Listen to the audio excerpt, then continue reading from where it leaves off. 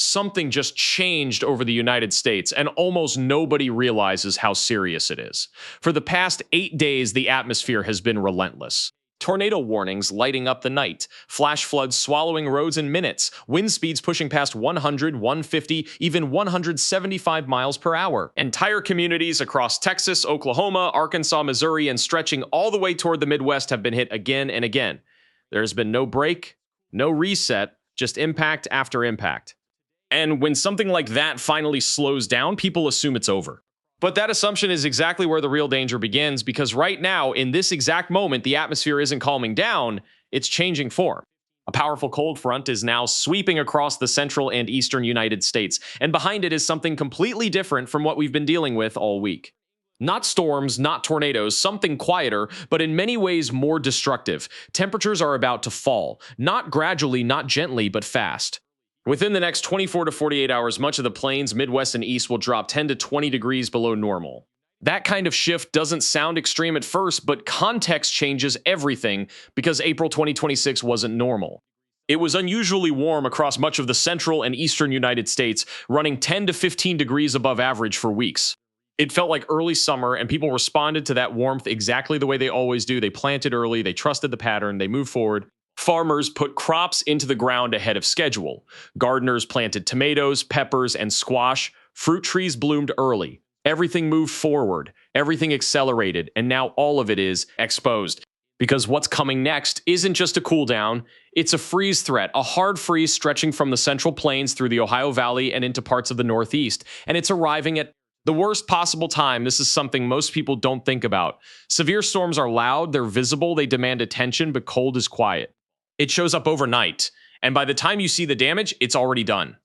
A single night at 28 degrees can destroy an entire orchard in bloom. Apple blossoms gone, peach trees damaged beyond recovery for the season, vegetable plants that thrived in 70-degree warmth completely wiped out in just a few hours. This is what meteorologists call weather whiplash, a rapid transition where warmth pushes everything forward, followed immediately by cold that punishes that exact progress. And this year, the timing couldn't be worse. Across the Midwest and Ohio Valley, we're right at the edge of the historical frost window. Cities like Columbus, Ohio are still within the range where freezing temperatures are possible in late April, but because this year felt different, people treated it differently. They assumed the season had already turned, but the atmosphere doesn't follow assumptions, it follows physics, and physics is now delivering cold air straight out of the north, replacing the humid, unstable Gulf air that fueled 8 straight days of severe weather. This isn't a gradual seasonal transition. This is a boundary, a hard line. On one side, warmth, moisture, instability. On the other, cold, dry, dense air. And that line is moving fast. Even major events are about to feel it. The Kentucky Derby is happening right in the middle of this shift, with over 150,000 people attending an outdoor event planned around warm spring conditions. After weeks of summer-like warmth, Derby weekend is turning noticeably cooler, and for many people, it's going to feel like the season suddenly moved backward. But while that's uncomfortable for agriculture, it's far more serious, because plants don't get second chances. They respond to temperature. They grow when it's warm, and they die when it freezes. Cornfields across the Midwest are just beginning to emerge, and while early growth stages have some protection, sustained freezing temperatures can still cause major damage, including leaf loss, delayed growth, and even total crop failure in worse cases for fruit growers. The stakes are even higher. An apple blossom at full bloom can be killed at just 28 degrees. That's not extreme cold. That's a typical late spring cold snap, and yet it's enough to eliminate an entire season's harvest. And what makes this situation even more dangerous is that the cold isn't arriving in isolation. It's part of a much larger pattern, a pattern that didn't start this week and won't end with this cold snap. To understand what's really happening, you have to look west far out into the Pacific Ocean, where a massive marine heat wave has been developing across millions of square miles. These ocean temperatures are running significantly above normal day after day. And this isn't just an ocean story, it's an atmospheric engine. Warm ocean water changes the energy balance of the atmosphere above it, strengthening temperature gradients and altering wind patterns, especially the jet stream. The subtropical jet stream, which normally weakens in spring, has remained unusually strong and persistent this year, and it has been responsible for the repeated storm outbreaks, the flooding in Texas, and even the warmth that set up this entire situation. Everything is connected, and that system is not going away anytime soon because while this cold snap feels dramatic, it's temporary. In about 10 to 14 days, the pattern shifts again, and this time it shifts towards summer. Hotter than normal temperatures are expected across much of the United States, along with widespread dryness and expanding drought conditions. Right now, more than half of the country is already experiencing some level of drought, and heat only makes that worse. Heat dries the soil, and dry soil allows temperatures to rise even higher, creating a feedback loop that accelerates over time. Even El Niño is beginning to develop, which could further reshape weather patterns in the months ahead. For some regions, that may bring beneficial rainfall, especially in parts of the West. But for much of the central and eastern United States, the dominant story is heat. So what we are seeing right now is not the end of extreme weather. It's a transition. Storms, then cold, then heat, then drought, different threats driven by the same system.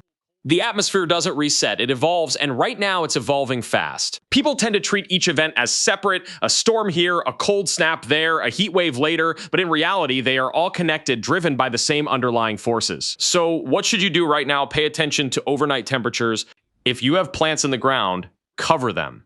Because even a few degrees of protection can make the difference between survival and loss. Move sensitive plants indoors if possible, delay new planting if you can, and don't assume spring is safe just because it feels warm during the day.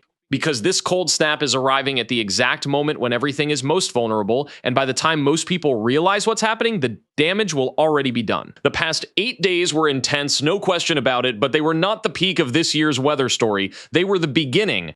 What comes next is something the country is going to feel for months. Stay aware, stay prepared, and understand this. The atmosphere isn't calming down, it's just changing the way it hits. I'll see you in the next update.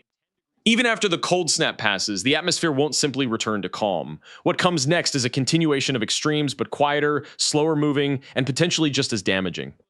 Across the Midwest, the soil that was nourished by April's warmth and then shocked by sudden freezing temperatures will take time to recover. Delays in crop growth, weakened seedlings, and frost-damaged fruit trees may have cascading effects through May, affecting harvest timing, pollination, and long-term yield. Rivers and streams swollen by the past week's flash floods are still receding. Some remain dangerously high, and the risk of localized flooding persists whenever new storms arrive, even if they are minor. In areas like Texas and the Gulf Coast, the soil is saturated in places but still drought-stressed elsewhere, creating a paradox where some regions benefit from rain while others face renewed dryness. A mix that makes agriculture planning extremely challenging. Across the country, meteorologists are watching the subtropical Pacific, where the ongoing marine heat wave continues to influence atmospheric patterns. Its persistent warmth keeps the jet stream strong, driving unexpected temperature swings, storm clusters, and moisture surges far inland.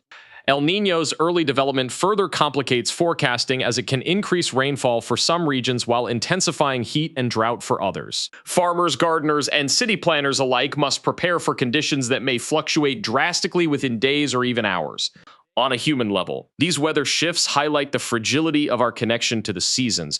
People assumed the warmth of April meant spring was fully established, but the cold snap reminded us that nature doesn't follow our calendar. The lessons of this week are clear. Extreme weather can arrive silently. It can move faster than we expect, and its consequences can linger long after the storms have passed. Finally, looking ahead, the summer months are shaping up to be hotter and drier across much of the United States, with drought likely intensifying. Even as minor rainfalls provide short-term relief in some regions, heat waves, persistent dryness, and soil stress will challenge communities and agriculture alike.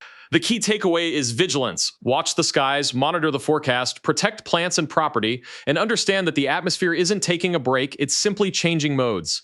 This is the story of 2026 so far. Relentless storms, sudden freezes, hidden dangers, and a summer on the horizon that promises extremes. Stay prepared, stay informed, and respect the power of a shifting atmosphere. The past 8 days were just the overture. The main act is still unfolding.